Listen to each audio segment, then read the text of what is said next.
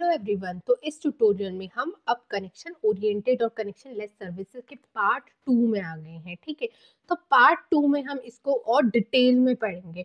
तो पार्ट 1 में हमने connection oriented connection less services के बारे में बहुत ही डिटेल में पढ़ा था। अगर आपने मेरे पिछला वाला ट्यूटोरियल नहीं देखा है तो प्लीज जाके देख लेना, बहुत ही इजीली समझ आ जाएगा आपको। ठीक है, तो वीडियो शुरू करने के लिए please do like my channel, subscribe my channel and like my video.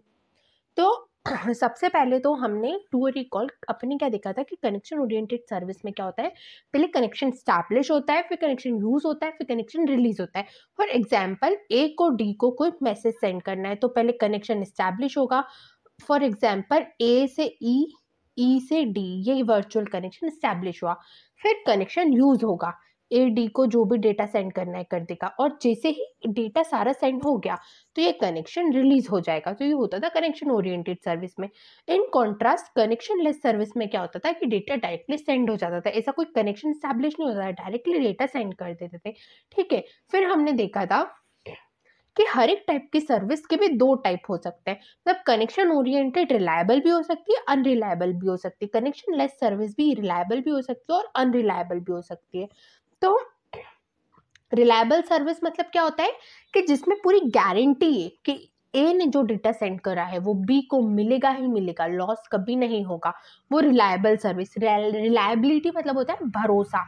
Unreliable मतलब कोई गारंटी नहीं है, ए ने बी को भेजा है तो मिलेगा कि नहीं मिलेगा, लॉस हो गया तो हम नहीं जानते भैया, हो जाए लॉस।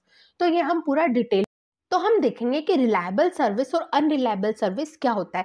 तो रिलायबल सर्विस को रिलायबल कैसे बनाया जा सकता है। ठीक है, ये कैसे मेक श्योर करें कि जो ए ने डेटा सेंड करा है वो बी को रिसीव हुआ ही होगा। तो ये रिलायबिलिटी के लिए सर्विसेज एक्नॉलेजमेंट मैकेनिज्म का यूज करती है। तो बहुत ही इजी चीज है एक्नॉलेजमेंट, मैं आपको अच्छे से समझाती हूँ। क्या होता है कि मान लो कि ये ए की टाइम फ्रेम है और ये बी की टाइम फ्रेम है। ठीक है, ये ए है और ये बी है। ए ने बी को कोई डेटा सेंड करा। ठीक है, अब ये अगर इसको बी को रिसीव हो गया, यहाँ पे ये डेटा रिसीव हो गया बी को, तो ये बी क्या करेगा, ए को पॉजिटिव एक्नॉलेजमेंट सेंड कर देगा, है ना। तो ए को पता लग जाएगा कि हाँ, जो पैकेट मैंने सेंड करा था वो बी को सक्सेसफुली रिसीव हो गया, अब मुझे दोबारा इसको सेंड करने की जरूरत नहीं है। नहीं तो क्या होता है कि ए ने जैसे ही डेटा सेंड करा, बी उसका कुछ लिमिटेड टाइम के लिए, मान लो 5 सेकेंड 10 सेकेंड, इस लिमिटेड टाइम के लिए इंतजार करेगा। मान लो ए ने डेटा सेंड करा पर वो बीच में कहीं जाके लॉस हो गया, तो बी को तो ये रिसीव हुआ ही नहीं। 10 मिनट बाद बी ने बोला अरे मुझे तो डेटा रिसीव हुआ ही नहीं, तो बी क्या करेगा, ए को नेगेटिव एक्नॉलेजमेंट सेंड करेगा। ठीक है, जैसे ही ए ने नेगेटिव एक्नॉलेजमेंट लिया, ए को पता लग गया अरे बी ने नेगेटिव एक्नॉलेजमेंट दिया, इसको डेटा नहीं मिला, चलो वापस से मैसेज सेंड कर दो। तो ए क्या कर देगा, एम को रिट्रांसमिट कर देगा। ए जब तक ट्रांसमिट करता रहेगा जब तक उसको बी से पॉजिटिव एक्नॉलेजमेंट नहीं मिल जाए। तो ये होती है रिलायबिलिटी। ठीक है, तो रिलायबिलिटी में हम क्या करते हैं, एक्नॉलेजमेंट का यूज करते हैं। ठीक है, to check whether the messages are received और नॉट। अगर रिसीवर को मैसेज मिल जाता है तो वो सेंडर को पॉजिटिव एक्नॉलेजमेंट देगा, या अगर नहीं मिलेगा तो नेगेटिव एक्नॉलेजमेंट देगा। जब सेंडर को नेगेटिव एक्नॉलेजमेंट मिलेगा तो वो उस मैसेज को रिट्रांसमिट करेगा। ठीक है, अब ऑब्वियस सी बात है, अगर एक्नॉलेजमेंट वगैरह भेजने मिल रहा है, एक्नॉलेजमेंट भेजा जा रहा है, तो ये टाइम कंज्यूमिंग प्रोसेस है। ठीक है, तो एक्नॉलेजमेंट का एक ओवरहेड बढ़ गया, एक टेंशन हो गया, और इसमें डिले भी हुआ, है ना, क्योंकि एक्नॉलेजमेंट भेजने में भी तो टाइम लगता है भैया। उसके बाद आती है अनरिलायबल सर्विस। अनरिलायबल सर्विस में क्या होता है कि ए ने मैसेज भेज दिया, बी ने रिसीव करा कि नहीं करा उसको मतलब नहीं है।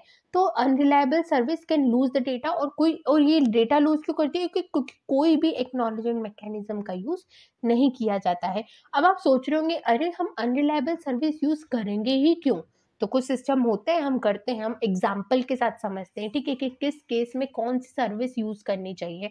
सबसे पहले तो कनेक्शन ओरिएंटेड रिलायबल सर्विस।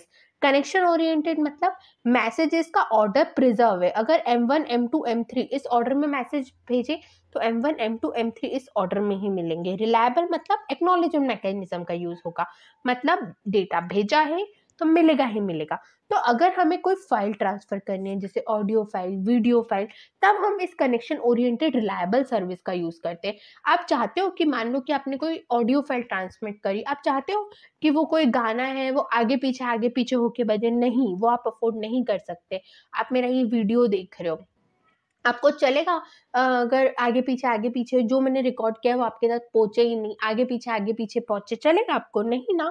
तो इसलिए हम कनेक्शन ओरिएंटेड रिलायबल सर्विस का यूज करेंगे फाइल ट्रांसफर या वीडियो ऑडियो ट्रांसफर में।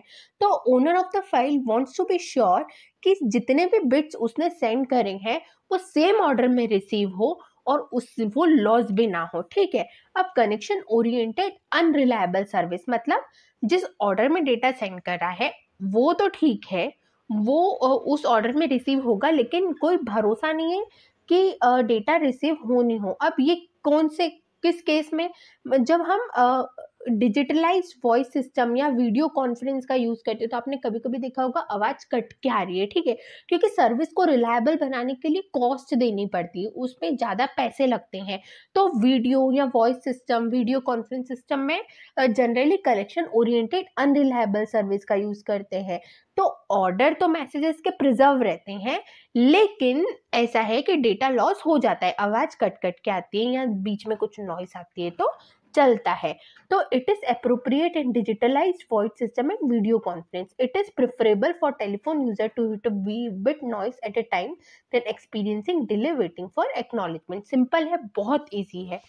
उसके बाद कनेक्शन लेस अनरिलायबल सर्विस। आप में से बहुत लोग यूज बोलेंगे अरे ये सर्विस यूज करेगा ही कौन, ऑर्डर भी प्रिजर्व नहीं है, ये गारंटी भी नहीं है कि डेटा पहुंचा कि नहीं पहुंचा। तो कहीं कहीं जो इलेक्ट्रॉनिक जंक मेल भेजे जाते हैं ना, कि कुछ जो मान लो अटैकर्स भेज देते हैं, बहुत ज़्यादा मैसेजेस भेज देते हैं, अनवांटेड मैसेज एडवर्टाइजमेंट के लिए, इसमें तो अटैकर मतलब जंक मेल भेजने में सामने वाले को कोई मतलब कोई लेना देना नहीं है। 100% रिलायबिलिटी जरूरी नहीं है। अगर उसने 1 लाख मैसेजेस भी भेजे, उसमें से अगर मान लो 80,000 भी डिलीवर हो गए तो उसको चलेगा, ठीक है। तो इलेक्ट्रॉनिक जंग में sender does not want to go to the trouble setting up and tearing down the connection, है ना। तो उसको कनेक्शन भी स्टैब्लिश नहीं करना है और उसको 100% गारंटी भी नहीं चाहिए, तो वो कनेक्शन लेस एक सर्विस का यूज करेगा। और कनेक्शन लेस अनरिलायबल सर्विस को हम डेटाग्राम सर्विस भी बोलते हैं ना। तो next is connectionless reliable service. That means कि सर्विस कनेक्शन लेस होगी और लेकिन वो रिलायबल होगी। That means this has to be sure कि ए ने जो मैसेज सेंड करे वो बी को मिले ही मिले।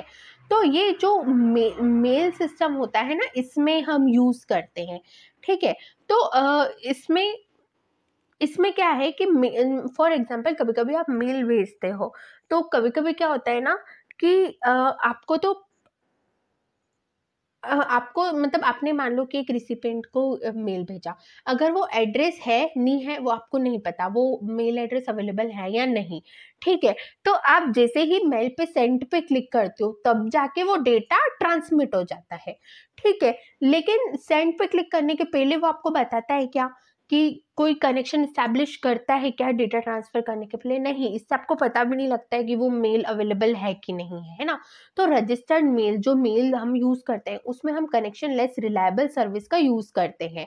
तो इसमें क्या होता है, कनेक्शन इस्टेब्लिश नहीं करना होता है, लेकिन it has to be guaranteed कि अगर कोई डेटा सेंड हुआ है तो वो लॉस नहीं हो।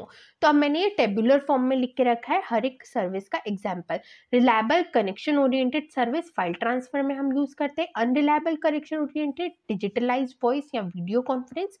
अनरिलायबल डेटाग्राम, डेटाग्राम मतलब कनेक्शन लेस सर्विस, वो हम इलेक्ट्रॉनिक जंक ईमेल में यूज करेंगे। और कनेक्शन लेस रिलायबल सर्विस को हम क्या बोलेंगे, एक्नॉलेज्ड डेटाग्राम भी बोलेंगे, इसको हम रजिस्टर्ड मेल में यूज करेंगे। तो आज के ट्यूटोरियल के इतना ही। अगर आपको मेरे वीडियो पसंद आए तो प्लीज मेरे चैनल को सब्सक्राइब और मेरी वीडियो को लाइक करना बिल्कुल मत भूलिएगा। हम मिलते हैं कल के लेक्चर में। Good bye.